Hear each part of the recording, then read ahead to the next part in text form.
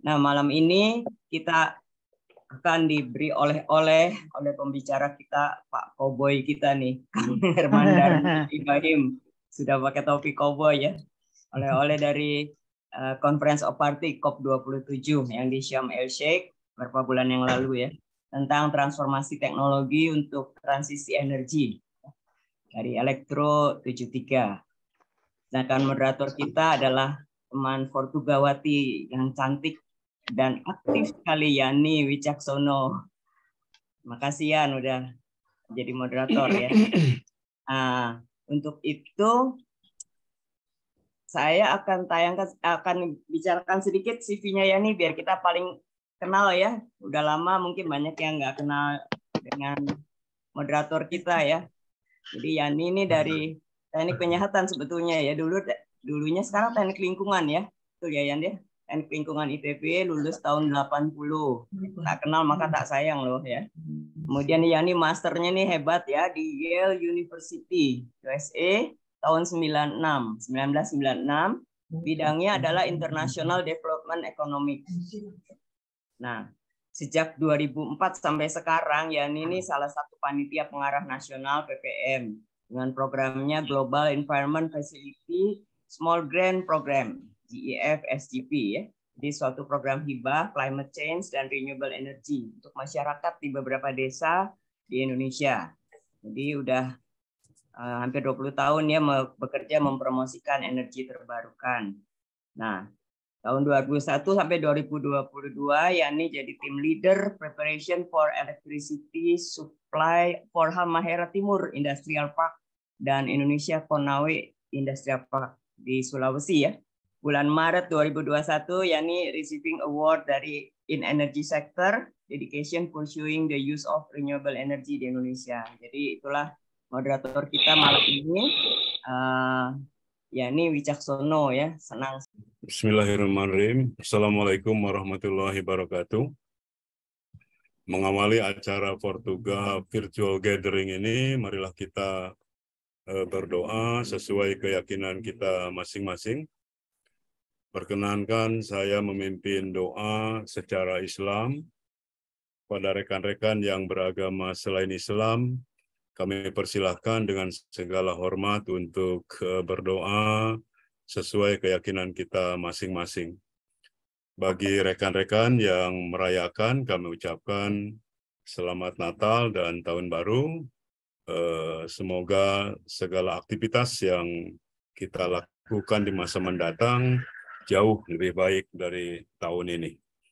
Baiklah, marilah kita bersama-sama menundukkan kepala, menundukkan wajah, seraya hati kita memohon kehadirat Allah Subhanahu wa Ta'ala. Assalamualaikum warahmatullahi wabarakatuh. Salam sejahtera untuk kita semua. Waalaikumsalam warahmatullahi wabarakatuh. Teman-teman yang hari ini berkumpul di acara ini yang insya Allah dirahmati oleh Tuhan yang Maha Kuasa. Malam ini Jumat tanggal 30 Desember 2022, kita berkumpul bersama untuk mendengarkan paparan mengenai isu terpenting, salah satu isu terpenting di dunia belakangan ini, yang akan disampaikan oleh sahabat kita yang membanggakan angkatan kita. Beliau adalah Bapak Herman Daniel Ibrahim. Nama akrab Pak Herman itu di arena listrik dan energi itu Pak HDI. Pak HDI itu salah satu guru saya. Sebelum saya mulai kepada Pak Herman, izinkan saya memberikan sedikit latar belakang beberapa menit, 2-3 menit. Saya mulai ya. Dunia sekarang sedang masuk masa transisi menghadapi iklim global, atau istilah yang sering digunakan, the world is moving toward critical situation.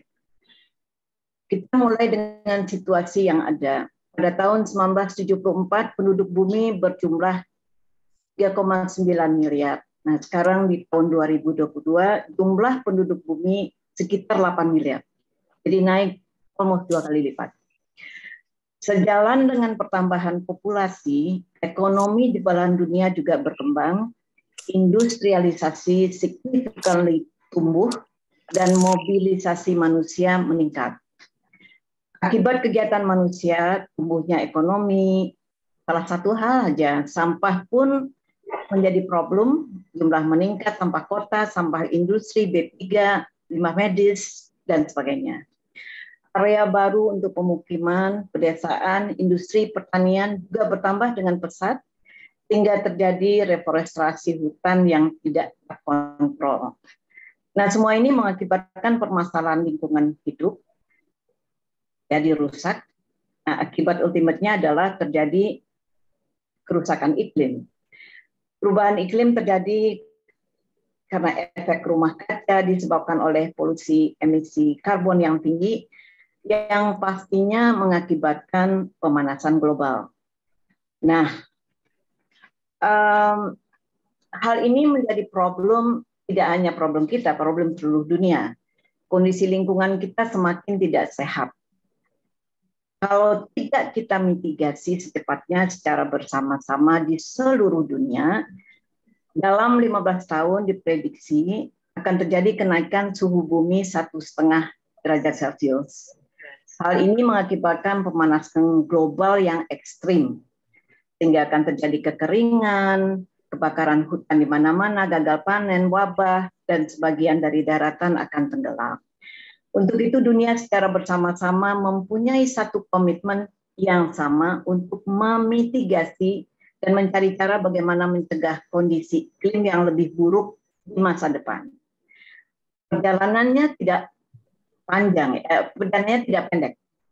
Jadi mulai dari saya ikut di sini tahun 1988, di mana komunitas sosial negara-negara tingkat tinggi ini ya, ada pembicaraan tingkat tinggi mulai membicarakan bagaimana penanggulangan iklim, ditandai dengan pertemuan-pertemuan Conference of the Party.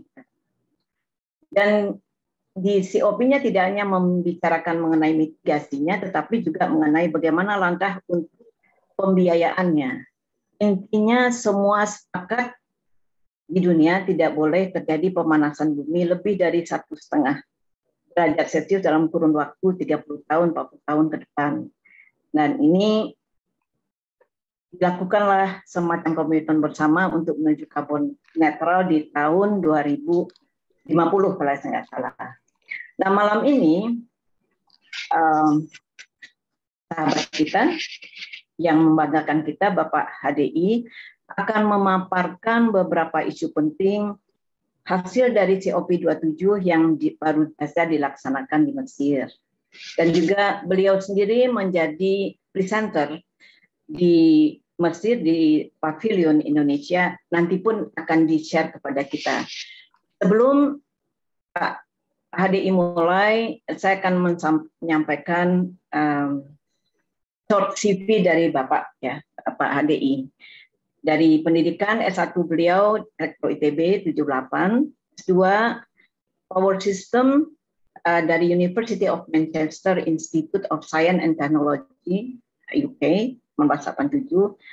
S3 Pak HDI itu Elektro ITB 2004. Sekarang perjalanan karir beliau. Dimulai beliau itu ini antara bersamaan ya kalau saya nggak salah ya. Komisaris utama dari PT Kojindo Daya Bersama, yaitu satu perusahaan yang dimiliki oleh kalau nggak salah mayoritasnya Indonesia Power dan YPK ya. Kemudian beliau juga jadi Direktur Pengembangan dan Niaga PT PLN Pembangkit Jawa Bali 1 98 sampai 2000. Kemudian Komisaris Utama PT Kojindo Daya Bersama. Selanjutnya Direktur Sistem dan SDM PT Indonesia Power. Direktur Transmisi dan Distribusi PLN 2003 dan 2000 sampai 2008.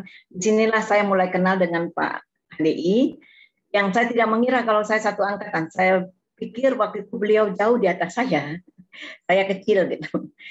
Kemudian Presiden dari The International Council of Large Electric System sejak 2006.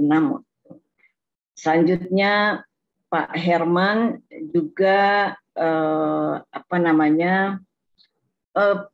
yang pertama nih, jadi 2 kali beliau menjadi anggota Dewan Energi Nasional, yaitu tahun 2009 sampai 2014. Selanjutnya pernah jadi adjunct profesor di University Tenaga Nasional atau UNITEN di Malaysia, yaitu universitas swasta pertama di Malaysia. Dan selanjutnya dosen program S2 Fakultas Teknik UI, kemudian Vice President dari International Geothermal Association 2013 sampai 2016, bukan INAGA ya, tapi yang internasional. Kemudian Bapak juga pernah jadi anggota DPD dan MPR RI 2014-2019. Kalau yang sini saya agak kaget gitu. Saya nggak nyangka kalau Pak Herman pernah jadi politikus.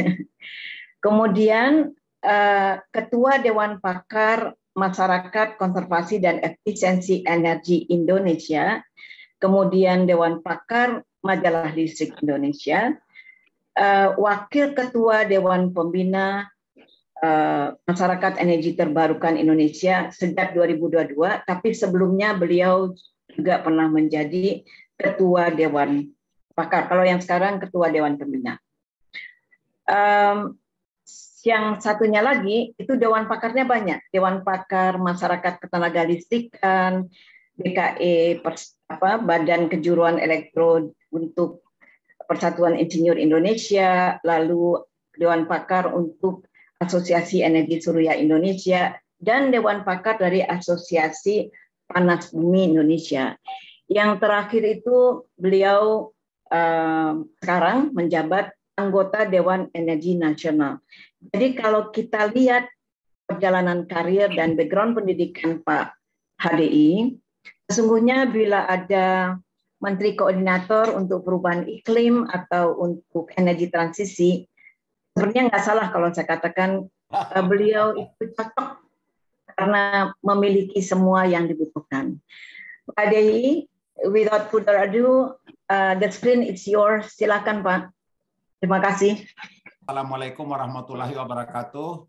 Waalaikumsalam warahmatullahi wabarakatuh. Waalaikumsalam warahmatullahi wabarakatuh. Salam sejahtera bagi kita semua. Yang saya cintai kawan-kawan semua ya, dan yang saya sapa terutama tentunya host ya, Yoga, kemudian juga MC Melani, Profesor Melani, dan moderator Mbak Yani ya. Mbak Yani tadi dia bilang dikira saya jauh lebih tua. Memang ketika dulu saya masih menjabat, banyak orang ngira saya udah tua.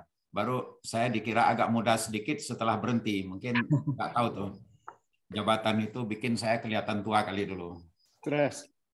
Ya, pertama saya menyampaikan selamat hari Natal dulu kepada sahabat-sahabat yang merayakan ya, khususnya Melani, saya baru tahu, dan tentu banyak yang lain yang mungkin juga merayakan, dan semoga telah lewat ya, dan menambah kedamaian, cinta kasih ya dalam keluarganya, dan juga pada kesempatan pertama ini saya sampaikan dulu terima kasih ke kawan-kawan Sony yang menginisiasi ini.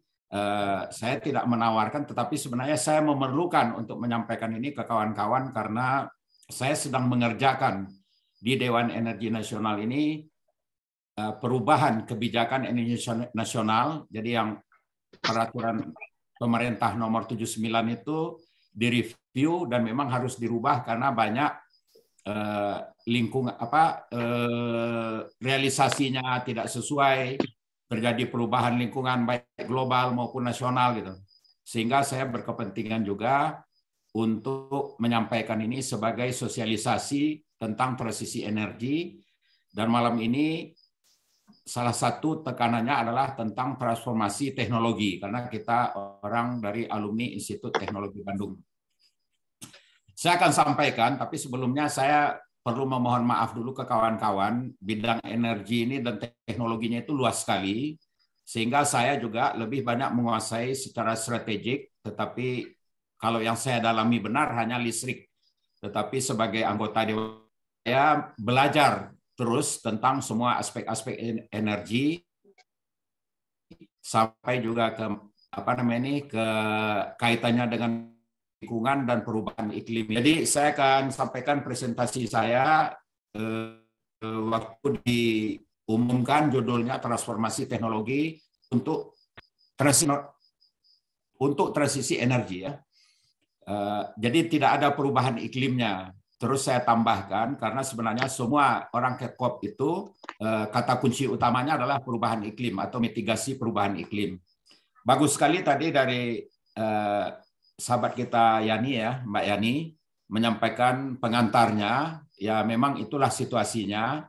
Jadi saya sudah terbantu. Situasinya adalah kita menghadapi salah satu isu yang menjadi perhatian terbanyak di dunia saat ini, yaitu perubahan iklim yang mengancam kehidupan kita di masa depan, atau istilah yang lebih banyak lagi, ini bisa mengakibatkan bencana iklim yang sangat besar ya, atau semacam yang mungkin mendekati setengah kiamat lah, atau bahkan kiamat gitu.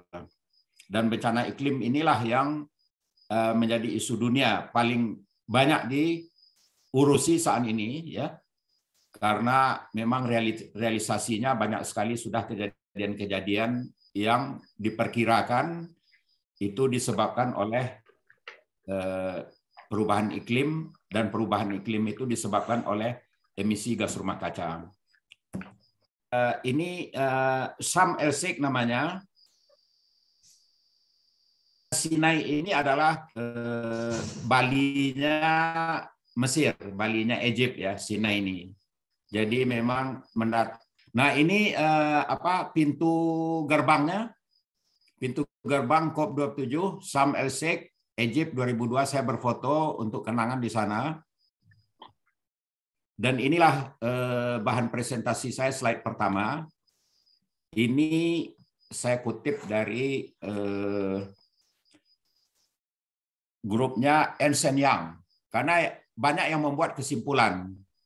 Kita kalau datang ke sana, banyak sekali yang dibahas, banyak sekali yang dipamerkan, dan saya ke sana kan saya party overflow, jadi saya tidak jadi perunding, tetapi saya ke sana sharing untuk jadi narasumber di Pavilion Indonesia, dan sisanya saya mengikuti pameran, mengikuti panel tingkat tinggi, panel menteri, panel expert ya.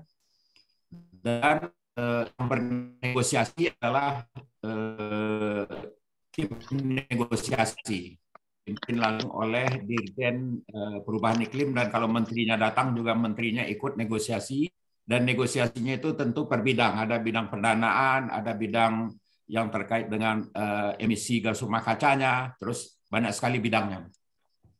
Dan 5 kesimpulan dari COP27 ini Climate Talk ini yang disimpulkan yang pidato sesi awal, di mana ada pidato dari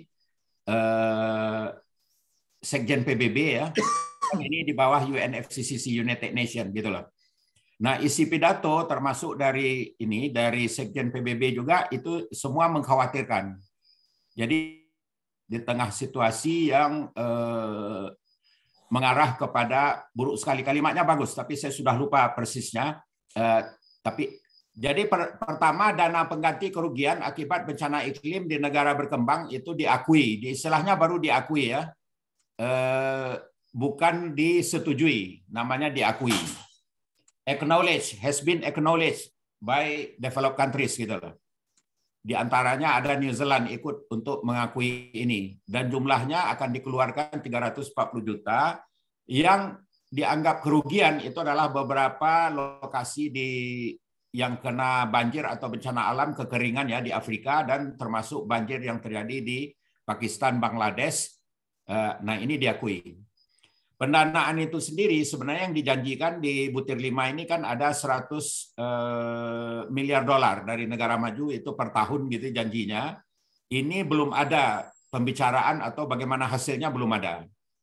Sehingga saya masuk ke butir 5 itu bahwa implementasinya tidak sesuai dengan namanya. Tapi yang dimaksud tidak sesuai dengan namanya, bahwa ada janji dana 100 juta, tapi 100 miliar bukan 100 juta, Tapi itu belum ada apa-apanya, dan malah yang bukan berkewajiban mengambil langkah-langkah seperti korporasi ataupun masyarakat, aktivis-aktivis lingkungan yang mungkin dibantu oleh filantropis. Inilah yang masih banyak, yang sudah banyak bekerja.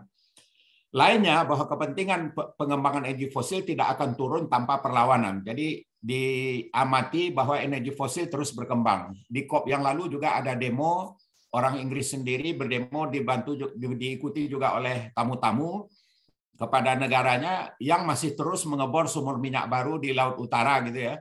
Sumur minyak, sumur gas masih mencari, eksplorasinya masih berjalan gitu, dan eksploitasi pun masih berjalan. Nah, kemudian juga ini tidak akan ditolerir. Jadi ini memang masalahnya mungkin itu juga yang melahirkan phase out coal misalnya. Jadi kalau tidak dihentikan, dia akan terus bekerja karena itu adalah bisnis, dan bisnis itu ya berarti kehidupan juga gitu loh. Dan juga greenwashing, pencitraan positif itu tidak akan ditoleransi. Ya, jadi banyak yang disinyalir melakukan kegiatan mitigasi perubahan iklim di perusahaan, tapi untuk mencari citra yang sebenarnya dia seolah-olah green atau seolah-olah sudah bekerja. Tentunya itu hanya pencitraan untuk kepentingan perusahaan, menaikkan harga saham dan sebagainya. Terus kesimpulan lainnya adalah sistem pangan dan pertanian akan berada di bawah pengawasan. Jadi karena perubahan iklim ini terutama dikhawatirkan juga akan menghasilkan krisis pangan kalau terjadi kekeringan, banjir dan sebagainya. Jadi kaitannya sebenarnya kenapa pangan ini jadi perhatian dan selalu jadi topik di setiap COP. Jadi di setiap COP itu ada selalu juga topik pangan. Jadi teknologi ada pangan ya.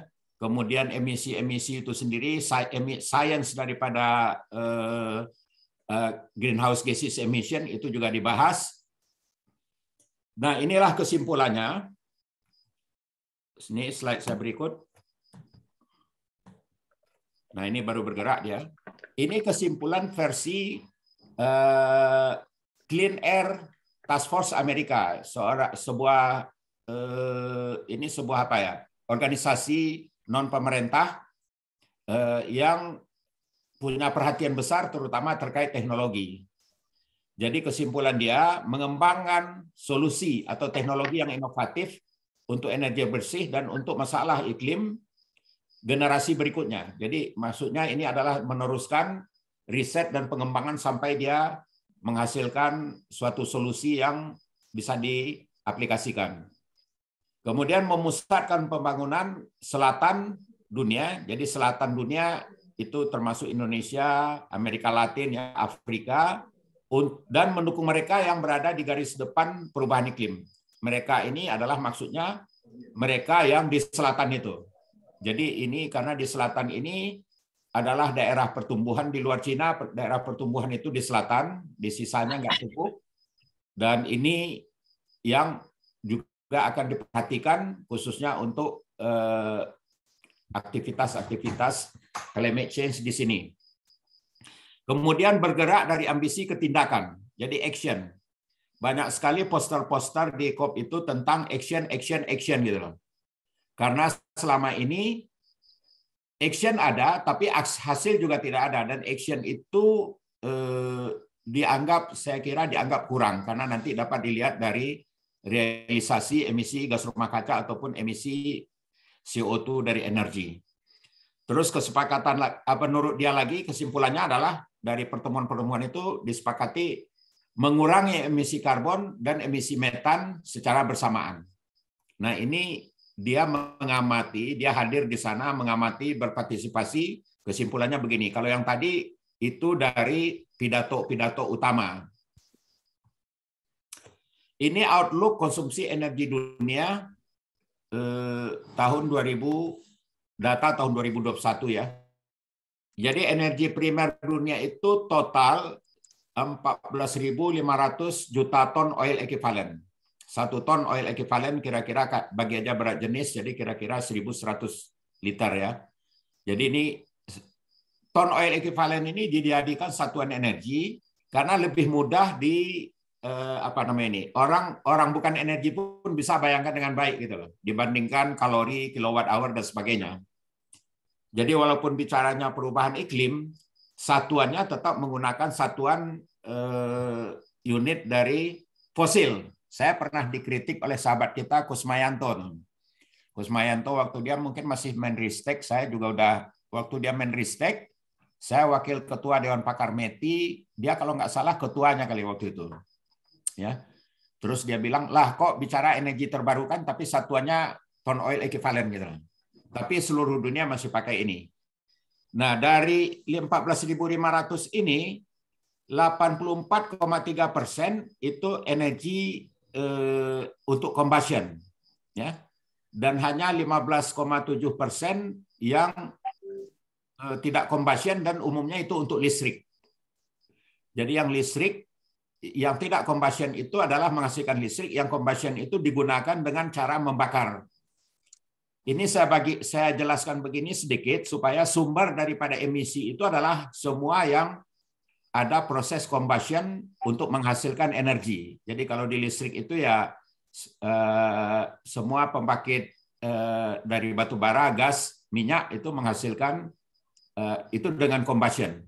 Sedangkan yang lainnya, yang combustion hanya tinggal di listrik itu adalah dari biomas. Nah, 15,7 ini adalah juga sekaligus mendekati itulah jumlah daripada bauran energi primer yang dari terbarukan. Ya. Nah, ini dikonversi dari listrik dan kemudian dari energi primer dikonversi jadi listrik, dan dalam bentuk listrik ini energi finalnya karena ada efisiensi konversi itu setara dengan 10.000 juta ton oil equivalent. Nah, di sini yang dari non combustion tadi ada yang untuk heat ya, termasuk ini geothermal heat ya, direct use geothermal untuk heat di Cina dan di Eropa. Kemudian ada untuk listrik 21,7%. Jadi listrik itu dari energi final hanya sekira-kira 20-an% gitu. Terus combustion yang lainnya, yang non listrik itu masih ada BBM 37%, gas, batu bara, biomass waste, total 74,3%. Jadi ini bakar-bakar semua dan ini yang tidak bakar-bakar ya di energi final. Jadi energi primernya segini, di energi final persennya begini dari angka 9.900 ini. Nah, listrik ini diterjemahkan lagi, jumlah listrik yang 21,7% ini konsumsinya 25.000 terawatt hour. Jadi produksinya kira-kira ditambah 10-12% dari ini. Jadi kira-kira paling tidak 27.000 TWh. Indonesia produksinya 300-an terawatt hour. Indonesia. Nah, dari 25.000 TWh ini batu bara 36,7%. Kemudian gas 23%, minyak masih 3,1%. Jadi total ini 63,3% listrik dunia itu dari fosil. Kemudian dari nuklir itu 10% dan sisanya berbagai energi terbarukan. Hidronya 16%. Dan di sini diperlihatkan wind, angin itu hanya 5,3%. Berapa ini? Solar 2,7, angin 5,3, dan lainnya 2,5, biomas dan sebagainya gitu. Jadi apa yang sekarang akan dijadikan, nanti di slide saya berikut ada, yang mau dikembangkan yang banyak dibicarakan di COP itu adalah kita akan memenuhi energi itu terutama dari energi terbarukan yang dari surya dan angin. Jadi yang 2,7, 5,3 ini yang mau digelembungkan di samping energi hidro dan energi geothermal yang sudah ada. Nah, ini saya lanjut dari energi tadi, yang energi dibakar tadi, inilah hasil emisinya.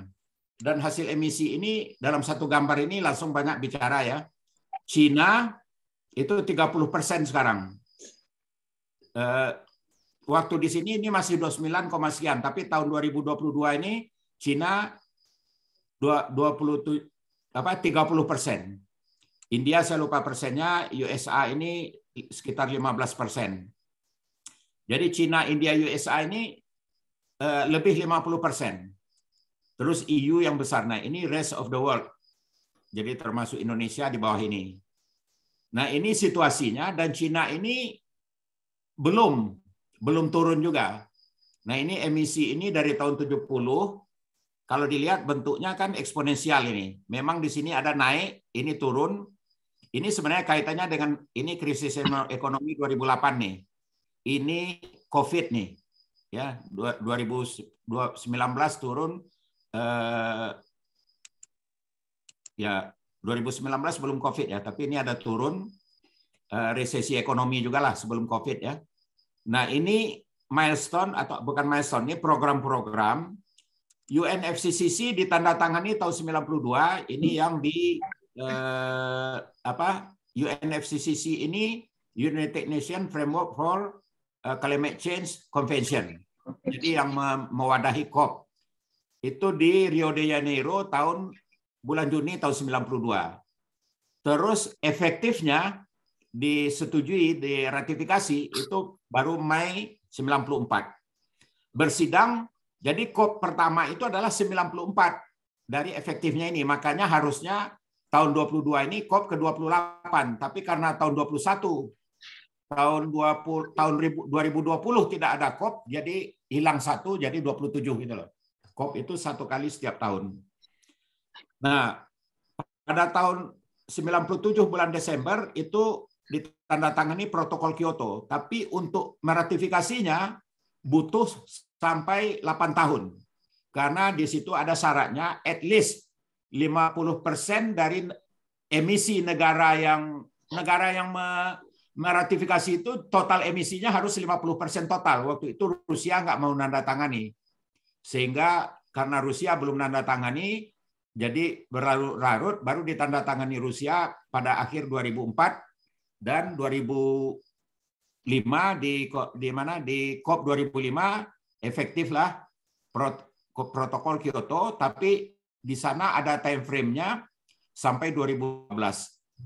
Nah, sebenarnya waktu protokol Kyoto ini yang disepakati ketika itu semua negara maju yang disebut negara aneks 1 itu menurunkan emisinya 10% di bawah emisi sebelum pre-industrial level istilahnya. Jadi di bawah daripada 10% di bawah dari emisi sebelum industrialisasi. Nah, sampai dengan 2012 kita lihat emisi itu nggak turun. Jadi negara maju itu sebenarnya tidak komit. Ketika dibahas di Uni Arab Emirat tahun 2012, diungkaplah nggak bisa ini diteruskan lagi, dan hasilnya juga tidak ada. Dan salah satu poinnya adalah tambahan emisi itu banyak datang bukan dari negara maju, tapi lebih banyak dari Cina, India, dan pertumbuhan yang terjadi di sisa negara lainnya. Karena bisa dilihat EU, USA konstan-konstan aja sampai sekarang juta ton emisinya. Karena apa? Karena dia nggak tumbuh lagi, dan kalau dia industrinya dibangun diletakkannya di Cina. Jadi kan semua negara maju itu taruh industrinya di Cina, sampailah penggunaan energi di Cina itu juga kira-kira 30% dunia penggunaan energinya. Salah satunya saya infokan di sini, Cina itu bakar batu bara setahun 4 miliar ton. Kalau kita itu 100 juta ton baru. Nah, di skenario net zero emission itu adalah dari Paris Agreement tadi disepakati mencapai net zero emission pada pertengahan abad 21. Bunyinya begitu, Mbak Yani. Ya. Jadi saya menulis 2060 itu karena banyak yang nggak yakin itu, terus kita juga menggunakan 2060. Tapi 2050 itu juga tidak disebut oleh negara maju, tapi hanya dikatakan pertengahan abad 21. Dan saya pernah punya data, tapi saya cari slide-nya nggak ketemu. Belum banyak negara maju yang menyatakan juga di antara anggota OECD countries yang menyatakan akan 2050 itu belum semua gitu loh. Nah, ini perkiraan dari World Energy Council ya. Jadi Dewan Energi Dunia, tapi ini bukan seperti DEN. Dewan Energi Dunia itu sebuah organisasi yang didanai oleh anggota-anggotanya. Indonesia juga anggotanya. Nah, memperkirakan ada 3 skenario dia buat. Namanya nama musik semua. Unfinished Symphony, ini yang untuk mencapai net zero emission 2060. Dengan emisi pada 2060 ini kira-kira 5 gigaton dan nanti dikompensasi atau diserap oleh hutan. Nah, kalau skenario yang namanya modern jazz itu emisinya mungkin sekitar 2070-2080 gitu loh. Sini lah mungkin sekitar 2080. Dan skenario satu lagi hard rock namanya. Nah, ini skenario yang mungkin jauh. Dia ada uraian di ininya. Ini kutipan dari yang ini. Ini dari prediksi yang dibuat oleh World Energy Council saja yang membuat begini. Jadi intinya yang akan dikerjakan itu emisi yang masih naik. Ada komponen eksponensialnya mau ditukikkan menuju pertengahan abad 21. Dibuat menukik ya, naik dulu terus menukik. Nah, puncaknya ini disebut emisi puncak dan ini jadi itu yang dimauilah kira-kira, dan ini banyak yang menilai pernyataan mencapai net zero emission 2050 itu adalah bukan sebuah rencana tetapi sebuah ambisi. Jadi kalau ambisi itu ya memang belum tentu realistis. Jadi sebuah cita-cita atau ambisi gitu loh. Nah, sekarang memang pulang kepada kita, teman-temanku angkatan 73, kan bisa juga kita lihat kalau trennya seperti ini, seberapa cepat dia bisa ditukikkan itu gitu loh. Mungkin yang benar ini WEC aja membuat skenario hard rock ini. Ya. Di samping ada skenario yang Unfinished Symphony. Unfinished Symphony itu mungkin maksudnya simfoni itu suaranya enak didengar tapi nggak selesai-selesai gitu loh. Jadi kira-kira net zero emission itu nggak jadi-jadi gitu loh. Nah, ini skenario emisi GHG-nya untuk mencapai net zero emission 2060. Ini saya buat kira-kira ini bisa disebut 2050-2060, tetapi di sini hanya saya ingin menyampaikan jumlah emisi dunia itu di luar energi total adalah kira-kira 50 gigaton. Tetapi kalau kita browse internet itu keluar berbagai data. Jadi seperti International Energy Agency atau juga dari Energy Information Administration Amerika itu banyak keluarkan data. Itu mereka sedikit beda, ada yang 51, 49, 52 gitu ya. Saya ambil aja 50 gigaton. 75%-nya itu adalah emisi energi CO2. Agriculture dan limbah itu 8,1 gigaton. Kira-kira ini kalau nggak salah nih 16%-nya. Dan ini fluorinated gases, IPPU ini adalah industrial process and product use. Jadi ini terjadi di industri atau di penggunaan produk yang menimbulkan emisi. Nah, ini transisi energi itu karena ini 75% emisi dunia, maka inilah yang kunci daripada jadi transisi energi kenapa? Karena yang ini jauh lebih kecil.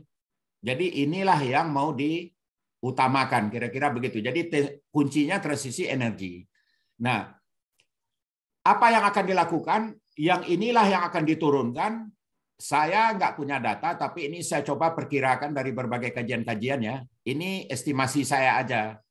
Jadi agriculture-nya ini turun kira-kira jadi separuhnya, energi ini turun jadi sepertiganya, terus 15 gigaton itu kalau kita hitung-hitung hutan, ini adalah kira-kira yang bisa dibalance oleh hutan ya, yang besarnya 15 gigaton, jadi net zero emission total itu akan nanti masih ada emisi energi fosil dan emisi non-energi ini sebesar kira-kira 15 gigaton, dan yang akan menyerap ada 15 gigaton. Untuk Indonesia sudah dibuat juga skenario ini, DEN bersama Kementerian Lingkungan Hidup, ini kira-kira 350 juta ton yang diserap ini, dan ini 200-an juta ton, ini 130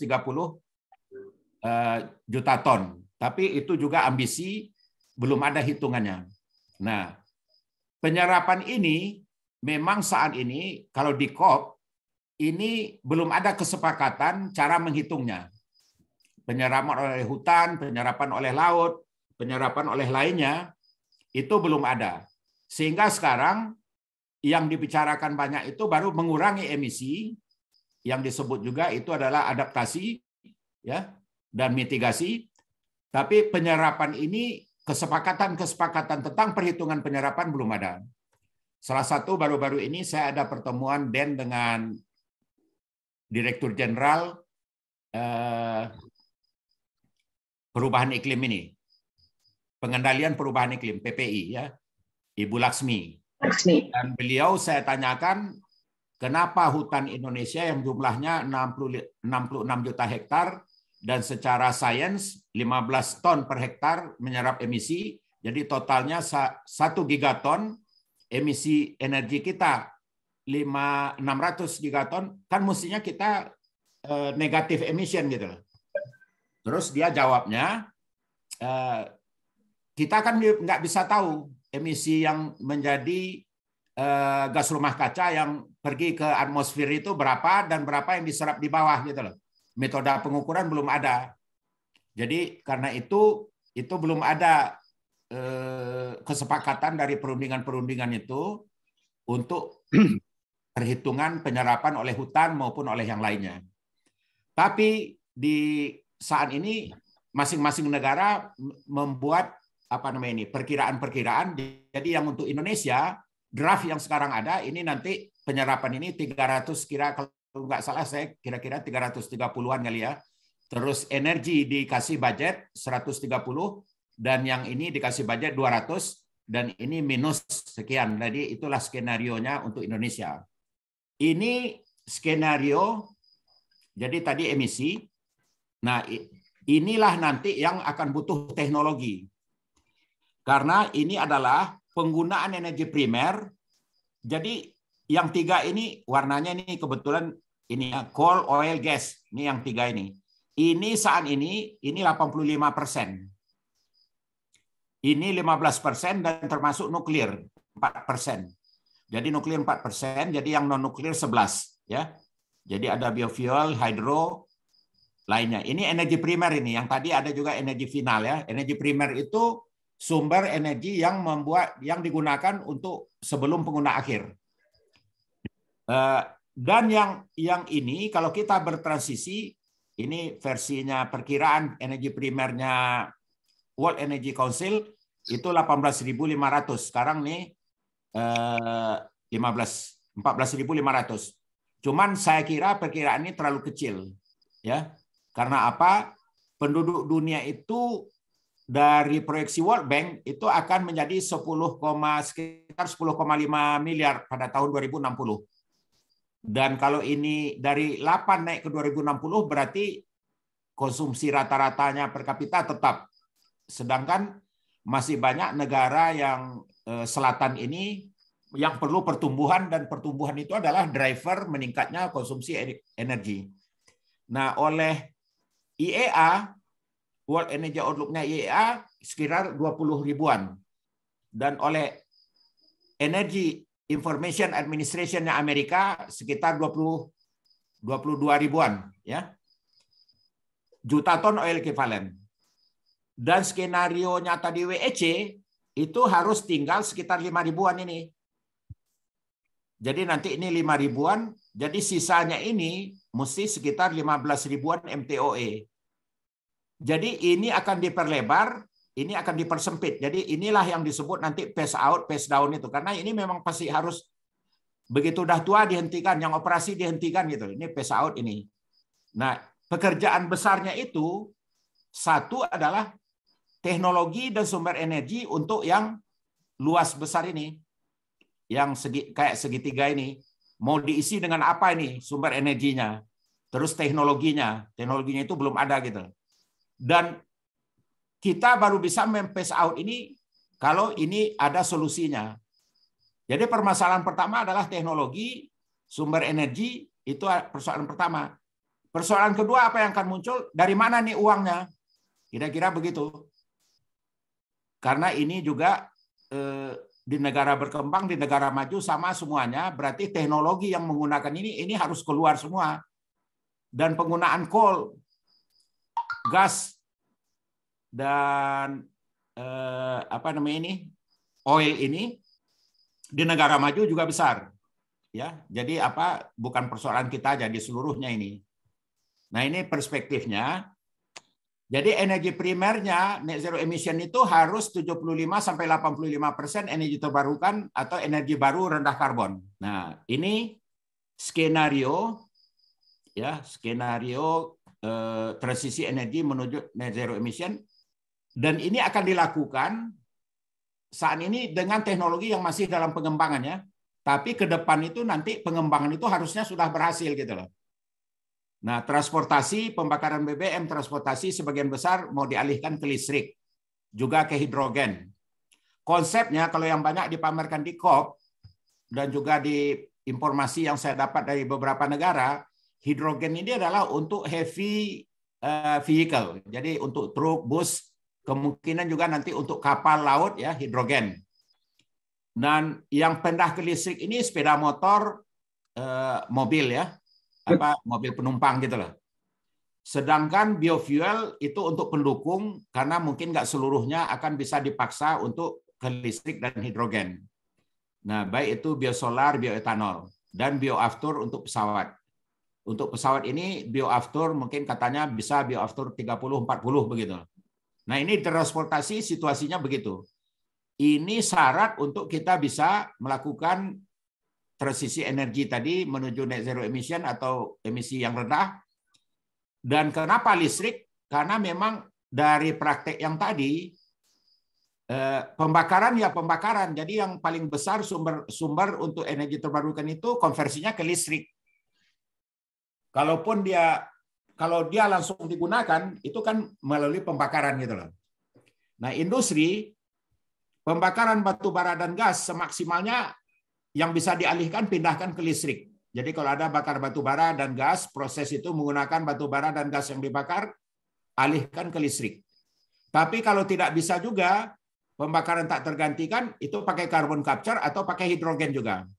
Jadi hidrogen akan dipakai, itu disebut akan karena belum dibuktikan sekarang. Ya, tentu akan peralatannya ini juga teknologinya kemungkinan akan ada nggak bisa yang sekarang, jadi disesuaikan gitu ya. Dan juga harus diuji coba dulu. Bisa nggak batu bara yang digunakan sebagai bahan yang sama-sama dibakar dengan material lain untuk semen misalnya, tapi instead of batu bara tetapi katakanlah hidrogen gitu ya, bisa nggak gitu. Nah, jadi opsinya bisa hidrogen, bisa carbon capture utilization and storage. Rumah tangga dan komersial, penggunaan gas dan LPG, gas kota, LPG, semaksimalnya beralih juga ke listrik. Karena nanti ini ada emisinya. Dan gas buatan yang berasal dari energi bersih, misalnya dari nuklir, dibikin gas, ya bukan hidrogen ya, mungkin termasuk DME. Bagaimana membuat DME? Mungkin DME dibuat dengan menggunakan gas atau batu bara, tapi pakai carbon capture. Jadi carbon capture ini teknologi kunci gitu. Nah, produksi listrik semaksimalnya menggunakan sumber energi terbarukan. Hidro ini udah jenuh, jadi kemungkinan ditambah sedikit sekali. Geothermal, walaupun potensinya besar, saya bekas Ketua Asosiasi Geothermal Indonesia, terus bekas Vice President Asosiasi Geothermal Dunia gitu ya. Selama 10 tahun, itu rata-rata per tahun tambahan kapasitas geothermal itu hanya 200 MW. Seluruh dunia. Nah, ini persoalannya karena risiko daripada eksplorasinya tinggi, dan karena tinggi, tidak ada yang melakukan eksplorasi tanpa dapat kontrak dulu. Nah, kalau harus ada kontrak dulu dengan PLN, dengan pembeli, dengan utility, belum eksplorasi, yang membeli itu banyak kali pertanyaannya. Pertanyaannya banyak karena apa? yang akan ditawarkan ini hal-hal yang berisiko dan risikonya mau dipasru ke pembeli gitu. Sehingga di mana-mana negosiasi itu lama. Jadi geothermal ini isunya itu. Sebenarnya ada peluang teknologi juga di geothermal namanya enhanced geothermal system. Itu adalah semacam itu istilahnya dry rock. Jadi kalau geothermal yang ada ini namanya hydrothermal geothermal. Jadi dia karena ada porosity ya, poros-poros bumi, air hujan turun, air hujan masuk ke cekungan yang ada magma, kemudian air hujan masuk ke cekungan tadi berubah jadi uap, uap tadi terperangkap ya di cekungannya itu, kemudian jika dibor uapnya muncul keluar karena ada porosity. Jadi sumbernya dari air yang juga dari atas bumi gitu loh. Nah, kalau dia kering, teknologi enhanced geothermal system itu adalah dikembangkan dulu oleh Amerika zamannya zamannya Obama ngasih ke MIT uang $1,5 miliar. Tapi akhirnya nggak keluar laporannya. Saya nggak tahu juga perkembangan. Karena bumi itu dibor, dimasukkan air, jadi magma tadi berfungsi sebagai boiler gitu loh. Tapi di bawah sana kan sulit menemukan diinjekkan air terus bisa dibor di tempat lain keluarnya uap gitu loh. Nah ini belum bisa, walaupun ada percobaan di Perancis dan di Australia. Nah kemudian nuklir fusi, kemarin ada berita ya, waktu itu yang ini tuh habis nih semua katanya kawan kita Mimi gitu ya. Ya saya bilang belum. Kadang-kadang juga penemuan itu memang diungkap. Mungkin ada perusahaan yang terkait dengan penemuan itu sedang goreng-goreng saham misalnya gitu. Kemudian energi fosil dengan CCS dipakai gitu ya. Nah, itulah menurut CATF Clean Air Task Force ini memperkirakan 75% penurunan emisi itu akan berasal dari teknologi yang sekarang belum matang. Kira-kira begitu. Jadi teknologi masa depan. Jadi kita bertransisi, tapi solusi transisi itu sebenarnya kalau dengan teknologi yang ada sekarang, kira-kira nggak bisa gitu loh. Jadi diperlukan teknologi, tapi teknologi itu belum ada. Baru teknologi yang diskenariokan. Nah ini slide saya berikutnya, bahwa transformasi teknologi secara revolusioner. Tadi disampaikan ya, saya udah kutip sebelumnya bahwa 75% penurunan emisi itu berasal dari teknologi yang belum ada. Mencapai net zero emission dalam 4 dekade membutuhkan transisi energi yang revolusioner. Kalau nggak revolusioner, turunnya mungkin nggak bakal turun seperti yang sudah terjadi 30 tahun adanya UNFCCC. Revolusi transisi energi tidak dapat terjadi tanpa temuan teknologi. Ini pernyataan Dietmar dari Siemens Energy. Revolusioner berarti inovatif dengan perubahan secara radikal di luar solusi teknologi yang ada.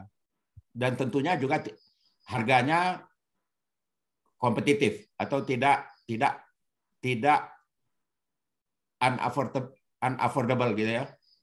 Inovatif teknologi atau sistem yang baru yang memiliki biaya atau keekonomian paling tidak sama dengan biaya teknologi sebelumnya. Karena kalau nanti ada inovasi dia mahal, dia akan ditolak di konsumen, kira-kira begitu. Publik itu tetap concern-nya adalah energi tadi, kenaikan energi itu mereka alergi. Tapi kalau sebenarnya transisi itu at any cost, kayaknya sih lebih mudah. Tapi kalau transisi itu pada cost yang juga harus kompetitif dengan sebelumnya, itu yang sulit gitu loh. Nah, jadi take away-nya dari sini, revolusi teknologi mewujudkan teknologi energi terbarukan, non-konvensional dan teknologi rendah karbon secara masif dan luas. Itulah kira-kira yang harus dilakukan. Nah ini transisi energi, transformasi energi menuju net zero emission. Energi final sangat banyak beralih ke listrik. Jadi kalau sekarang kita 10.000 MTOE per tahun ya, nanti 15.000 sampai 16.000 MTOE ini perkiraan dari World Energy Council tadi, dan juga dari International Energy Agency. 80% non-listrik. Jadi 80% itu energi yang dibakar. Nanti 60-80% itu listrik, yang bakar-bakarnya lebih kecil gitu. Jadi sebenarnya berarti ada di industri, di transportasi, perubahan teknologi yang sumber energinya tidak lagi untuk dibakar, tetapi dari listrik gitulah. Tahun ya, ini dapat dilihat energi hanya tumbuh kira-kira dari 10 sampai 15.000, tapi listrik dari 27.000 akan menjadi 65.000 sampai 70.000 terawatt hour. Ini menunjukkan banyak yang beralih ke listrik gitulah. Ini perkiraan juga dari WEC yang ini. Berbasis energi terbarukan sehingga 80-90% listrik itu diproduksi energi terbarukan dan energi rendah karbon termasuk nuklir. Nah, bagaimana energi final non listrik? Hampir 100% fosil BBM yang digunakan untuk combustion, yang tadi yang 80% ini itu berasal lebih banyak digunakan di luar listrik ya. Jadi dia energi final non listrik. Jadi dibakar, penggunaannya dibakar. Nah, nanti ini yang 7.500 MTOE sekarang jumlahnya 75% dari 10.000. Nanti ini tinggal kira-kira 5.000, 6.000 MTOE per tahun. Dan inilah yang kira-kira dengan teknologi termasuk carbon capture, dia akan memberikan emisi itu hanya sekitar 10 gigaton. Ya, jadi ini korelasinya 10 gigaton. Kalau ini, nah energi non-fosil dan non-fosil dengan energi non-fosil dan fosil dengan teknologi carbon capture. Nah ini saya sampaikan satu-satu transformasi teknologi sisi pengguna. Pengguna itu pengguna akhir berarti itu ya ini untuk pertama ada 3 sektor ya pengguna itu. Transportasi, industri, building. Rumah tangga dan komersial itu sebenarnya untuk bangunan aja, tidak ada alat yang lain. Jadi itu alat-alat yang lebih banyak penerangan dan memasak dan juga pendingin ya, pendingin atau pemanas. Nah ini untuk transportasi, sekarang itu penggunaan kendaraan pribadi luas. Sumber energi transportasi hampir 100% BBM. Ini 3.000 MTOE per tahun. Dari total 4.000 MTOE, setara 56 juta barel per hari, ini untuk transportasi aja gitu.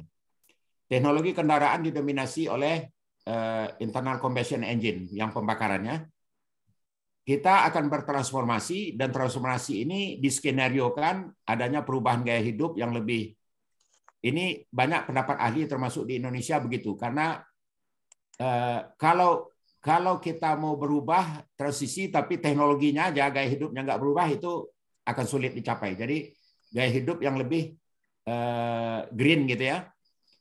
Jadi sedikit private transport. Jadi kalau di transportasi ini lebih banyak gunakan kendaraan umum, termasuk nanti juga kendaraan sharing gitu ya. Nah ini menuju net zero emission, konservasi energi dengan didorong ekonomi karbon ya, atau pajak karbon. Jadi Indonesia masih ada subsidi karbon, yaitu minyak solar dan pertalite ya. Generasi mendatang lebih banyak menggunakan public transport, dan ini juga perlu didorong dengan suatu program ya. Transport urban menggunakan vehicle sharing, sewa bisa ataupun juga sharing vehicle seperti di negara barat itu, kayak di Belanda ada beberapa perusahaan, kita jadi member, mobil itu nangkring dan kita pakai kartu buka mobilnya, nanti kita di-charge gitu. Jadi tidak perlu dimiliki, tetapi kita sharing dengan yang lain. Termasuk juga kemungkinan e-bikes ya, untuk transportasi di suburban, jarak-jarak pendek itu e-bike, dan e-bike ini ada unsur olahraganya kayuh, tetapi juga ada unsur nyamannya karena bisa sebagian jadi kayak mobil hybrid e-bikes itu. Teknologi kendaraan e-bikes, mobil listrik berteknologi baterai, dan mobil hidrogen juga, kendaraan hidrogen. Bus truk dengan fuel cell berbahan bakar hidrogen dan juga dengan biodiesel. Kemudian biodiesel dan bioaftur untuk kapal laut dan pesawat terbang, tapi juga untuk kapal laut ini bisa juga dengan hidrogen. Sekarang sudah ada uji coba penggunaan hidrogen, sudah ada penggunaan gas juga sudah dicoba, tapi gas juga kan masih termasuk fosil. Nah ini untuk industri. Industri itu transformasinya alat-alat yang sekarang proses-proses yang menggunakan energi yang dibakar itu sebisanya dialihkan ke listrik. Nah ini sebenarnya mana yang bisa, mana yang belum, itu juga belum terpilah dengan baik ya. Tapi ini pemikiran baru sifatnya, alih ke listrik supaya pembakaran sedikit. Dan nanti pembakaran yang sedikit itu konsepnya diganti dengan sumber energi yang rendah karbon. Jadi konsepnya penggunaan energi fosil yang memungkinkan dialihkan sebesar-besarnya ke listrik dan hidrogen. Nah, sumber energi selain listrik itu adalah bioenergi, fuel sintetis, fosil dengan carbon capture. Ya, hidrogen tentu masuk juga. Nah, ini meminimalkan combustion, proses pembakaran yang tak tergantikan menggunakan hidrogen dan dengan bioenergi. Proses pembakaran energi fosil dengan teknologi carbon capture and storage. Jadi carbon capture and storage ini kunci juga. Produksi hidrogen juga kunci. Nah, ini untuk bangunan, rumah tangga, dan komersial. Ini diarahkan serba listrik. Dan listriknya yang energi terbarukan. Jadi gedung-gedung masih boros energi, memasak sebagian besar dengan gas, peralatan-peralatan rumah tangga masih banyak yang boros energi. Di sini lebih banyak pengarahan kepada penggunaan teknologi efisien, kemudian menggantikan gas sebanyak-banyaknya dengan listrik. Sehingga nanti konsumsi energi fosil di rumah tangga itu kalau bisa jadi nol, dan kalau dibutuhkan energi yang dibakar itu adalah dari energi yang tanpa emisi atau rendah emisi. Jadi memasak dengan listrik, peralatan-peralatan appliances yang hemat energi baik di rumah, AC-nya semuanya ya, itu juga harus hemat. Hemat energi ini basic daripada konservasi dan transisi energi. Gedung-gedung dan rumah menggunakan PV rooftop dan menjadi prosumer gedung-gedung dan rumah dengan pengendalian energi digital. Nah, ini membutuhkan inovasi juga di cara-cara bagaimana listrik dipasok dan diperjualbelikan. Sehingga nanti dengan digitalisasi sekarang itu udah mulai ada ya. Tapi karena sistem harga listrik kita masih tunggal, sebenarnya kalau ada harga listrik berbeda-beda dari jam ke jam untuk membuat supaya orang berhemat listrik, maka di kita udah bisa kendalikan. Jadi udah ada apa namanya ini hardware dan aplikasi sehingga kita bisa hidup matikan AC, setting mau jam berapa, mau matikan dari jarak jauh juga bisa. Itu udah ada teknologi. Ini di sisi supply. Nah, supply ini kan berarti dua. Apa nanti yang akan disuplai? Jadi secara garis besar konsumsi energi final itu adalah satu listrik, yang kedua non listrik, yang combustion. Nah, yang listrik ini saat ini 20% energi final. Ini nanti akan menjadi besar 60-80 ya. Sebagian besar 63% dari fosil. Nanti sebagian besar listrik energi terbarukan.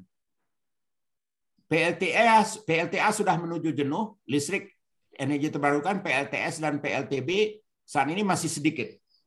Nah, yang sedikit ini nanti ini yang akan jadi 80-90% ini, karena ini yang mau diandalkan PLTS dengan Bayu. Menggunakan storage secara masif, karena ini intermittent dan perlu storage, dan juga untuk keamanan di rumah, itu memerlukan storage juga. Terus penggunaan storage secara luas tersebar ya. Jadi nanti itu pasokan listrik itu bisa ya, ini semacam apa ya, fission ya, fission, dan baterai kita itu berfungsi juga sebagai cadangan. Jadi tidak harus kalau PLN mati ya dia udah langsung berfungsi baterainya, kira-kira begitu. Nah, mimpi ini akan terjadi kalau storage itu harganya murah. Ini yang sedang dikembangkan, bagaimana membuat storage murah. Tapi kalau nggak berhasil kita buat storage murah, kemana kita? Kalau nggak sanggup beli energi mahal, ya balik lagi ke fosil. Jadi sebenarnya opsi balik ke fosil itu mungkin akan tetap terjadi karena ini teknologi yang masih dalam pengembangan, belum final. Smart grid dan smart system, digitalisasi.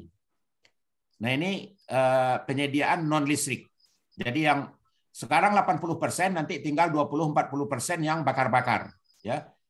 Untuk Indonesia, saya udah kerjakan bersama ITB, dia ketemunya ini 40% masih, 38% pembakaran ini.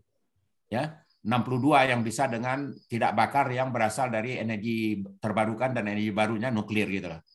Jadi di sini sumber energinya yang 100% fosil ini dikurangi. Dari sumber yang ini perginya kemana? Ya sebagian besar pakai hidrogen dan biomasa, kemudian pakai CCS lagi. Nah, transformasinya apa? Mengurangi proses pembakaran di semua sektor, kemudian mengalihkan sumber energi ke non-fosil yang rendah karbon, hidrogen, diantaranya hidrogen, pembakaran energi fosil pakai carbon capture and storage. Jadi, transformasi itu adalah arah kepada menggantikan energi air dan gas, energi fosil, cair, gas, dan batu bara yang penggunaannya melalui pembakaran itu dibuat dengan hidrogen. Hidrogennya dengan apa? Ya dengan listrik lagi kan. Listrik apa? Nah itu balik, bisa nuklir, ini. Nah seberapa banyak bisa kita bangkitkan listrik energi terbarukan yang harganya ekonomis? Itulah yang akan jadi isu juga. Terus carbon capture sukses. Nah ini yang tadi semua dijadiin satu lembar, dia kira-kira begini. Jadi efisiensi energi ini di sisi penyediaan, sisi pengguna, ini akan perlu terjadi semuanya. Jadi apa-apa yang dibuat ke depan itu mesti best efficient teknologi. Jadi dengan teknologi yang paling bagus efisiensinya. Energi surya itu akan dipakai di listrik, di non-listrik juga, penggunaan langsung, di industri bisa dipakai, di bangunan juga ya. Kemudian energi angin dan laut ini dikembangkan untuk listrik, laut ini belum, tapi ini ditunggu, angin juga diharapkan berkembang. Kalau hitungan-hitungannya secara analisis ya, energi laut ini aja di NTB itu aja ratusan gigawatt dia hitung. Saya nggak tahu siapa konsultannya, tapi saya pernah menghadiri presentasi. Kalau nggak salah ITB juga konsultannya. Kemudian energi biomasa itu digunakan semuanya, ya. Tapi ini terbatas karena ini akan konflik dengan kalau biomasa berbasis biomasa ya tentu tanaman ya. Lahan ya ini berarti kan konflik dengan pangan. Jadi ini perlu hati-hati juga membudgetkannya. Terus penyimpanan energi storage. Ini di listrik ini mutlak, kemudian di transport juga storage ya. Di industri juga nanti ada storage, di bangunan juga. Jadi nanti ini penuh dengan storage ya. Kemudian hidrogen amonia itu di semuanya akan dipakai. Jadi ini gas sintetik lah, mungkin akan muncul gas lain. Ahli-ahli gas kita nanti mungkin juga bisa memperkaya presentasi saya ini. Kendaraan tanpa emisi itu kendaraan listrik di transportasi ya. Dan juga kendaraan dengan hidrogen. Sebenarnya hidrogen ini saat ini sebenarnya kalau kita lihat belum firm tentang listrik ini karena Toyota sendiri dia arahnya ke hidrogen. Toyota banyak memproduksi mobil hidrogen. Waktu kemarin bulan Agustus saya ke Paris acara kongresnya Sigre ya, yang saya ketua itu, saya naik taksi, taksinya itu bahan bakarnya hidrogen. Mereknya Toyota taksinya. Nah, ini smart grid fosil dengan carbon capture. Carbon capture ini teknologi yang ditunggu juga. Jadi semuanya nih sebagian hari ini memang teknologi belum matang sekarang, tapi udah ada, tapi belum matang. Smart grid, smart system. Nah ini tantangan transisi energi, leadership ya. Sebenarnya yang dari slide saya tadi yang dari Clean Air Task Force itu dia ada garis bawahi. Apa-apanya tadi itu harus dipahami dengan baik oleh para pemimpin dunia gitu loh. Jadi bahwa kita harus ke action, bahwa kita harus bergantung kepada teknologi, inovasi teknologi gitu loh. Karena inovasi itu nanti butuh budget dan yang menentukan budget itu kan kepala negara. Nah, ini leadership kunci, kebijakan dan regulasi, bagaimana kita buat kebijakan regulasi yang kondusif untuk ke arah program pengembangan ET atau dekarbonisasi ini. Pendanaan ini juga sangat vital.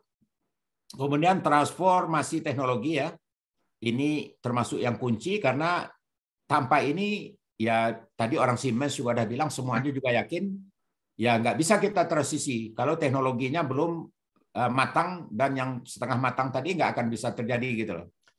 Kemudian penerimaan publik atas berbagai konsekuensi. Salah satu konsekuensinya itu misalnya energi dipajaki di negara berkembang kayaknya itu presidennya mungkin bisa dijatuhkan gitu loh. Karena itu ya juga di Indonesia masih subsidi. Sebenarnya subsidi ini terlalu parah di itu tuh karena harusnya dipajaki, malah kita subsidi gitu.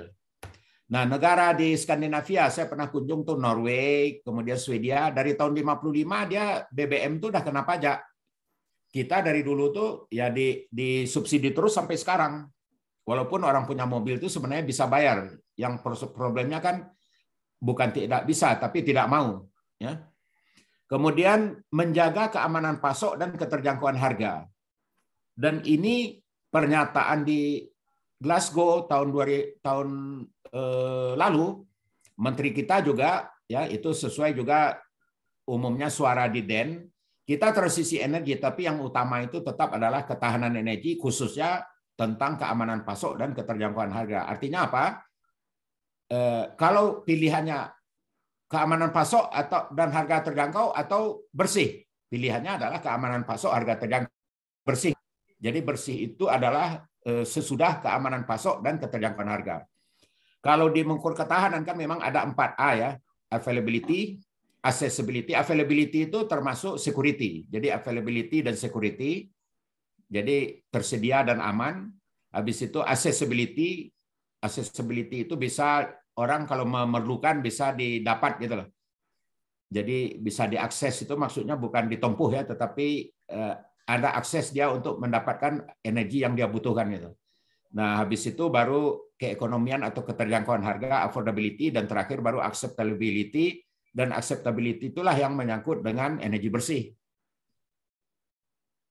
Nah ini motif orang datang ini saya ingin berbagi sedikit ya. Ngapain orang ke COP? Nah ini pengamatan saya diskusi juga dengan yang lain-lain yang ke COP. Jadi ada yang memang berjuang ya dengan tulus untuk bekerja, berunding, bekerja semuanya di sana benar-benar untuk menyelamatkan bumi, untuk menurunkan emisi. Kemudian ada juga yang belajar, kayak saya yang kedua ini, belajar berbagi apa yang saya tahu ya, informasi. Kemudian ada yang bisnis dan mencari peluang bisnis. Kemudian ada pencitraan politik dan popularitas. Ini termasuk ini para pemimpin. Banyak pemimpin datang sana, barangkali mungkin mau pemilu di negerinya, terus orang negerinya senang dengan pemimpin yang mendukung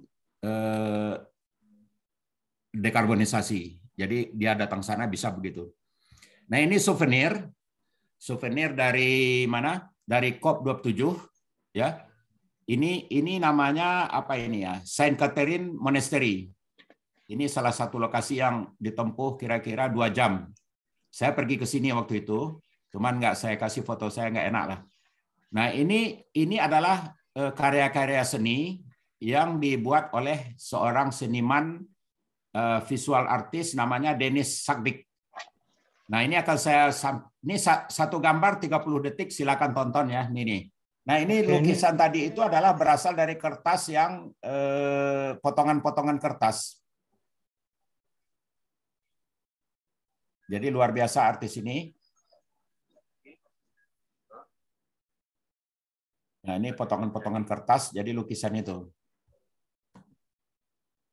Yang ini lukisan dari kumpulan tablet obat, ya.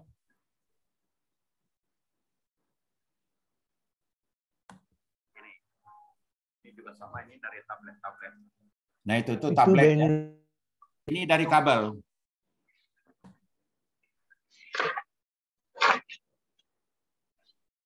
Tuh.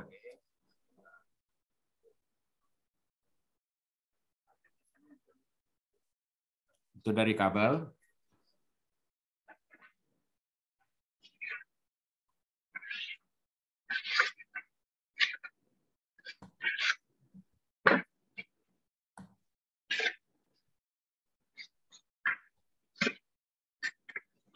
Nah, yang ini dari bidang tempat saya ya. Komponen. Nah, itu dari komponen IC, komponen elektronik ya, transistor lama-lama itu. Komponennya elektronik.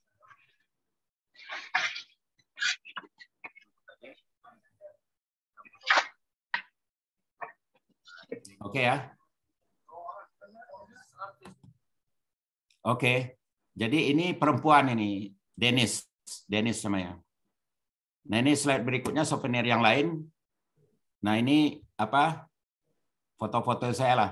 Yang lucu yang ini nih. Saya pergi ke lihat satu tempat namanya apa namanya ya? Dahab, terus kita melihat apa namanya ini? Itu kayak ini canyon ya, canyon sempit. Terus ke sana naik mobil, terus kita duduk di atasnya. Nih, saya ini banyak wanita-wanita dari berbagai negara di atas ini. Ini dengan dirut PLN ketemu di sana. dekat masjidnya Sam El Sheikh. Nah, inilah presentasi saya. Terima kasih atas perhatiannya. Love is energy and energy is everything.